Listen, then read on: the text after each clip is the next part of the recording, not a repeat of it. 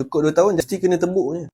Vape pun sama kan. Vape dengan rokok dia tak sama sebenarnya. Sebab rokok dia bakar tembakau. Kalau macam vape ni dia tak ada pembakaran. Tapi dia ada dua-dua bahan yang samalah, iaitu nikotin. Itu bahan bahaya lah yang buatkan orang ketagih. Sebab ada orang ingat dia bahaya hisap rokok ni sebab ada nikotin yang buat ketagihan. Tapi sebenarnya dia tak perasan. Vape pun sama juga. Kalau kita tengok ramai je yang hisap vape, dada dia kena tembuk. Cukup 2 tahun jadilah. Mesti kena tembuknya. Kalau kita tengok istilah medical dia dikenali sebagai pneumothorax ataupun lung collapse lah. Macam vape punya uap tu, dia ada bahan kimia, flavoring, minyak pun ada. Jadi bila hari-hari masuk dalam paru-paru, jadi radang lah. Jadi bila radang jadi makin teruk, paru-paru boleh kumpul cair. Lepas tu paru-paru pun boleh bocor. Terpaksa lah doktor masukkan tube untuk keluar kan. So kepada yang isap vape pun kena hati-hati juga lah. Korang jangan ingat korang selamat. Macam saya pun isap rokok juga, tapi saya dah berhenti. So saya buat video ni special untuk bagi advice kat korang lah, supaya korang pun boleh berhenti juga. Kalau korang betul-betul nak berhenti, saya ada siapkan satu solution tau. Saya ada keluarkan satu e-book, Seni Berhenti Merokok.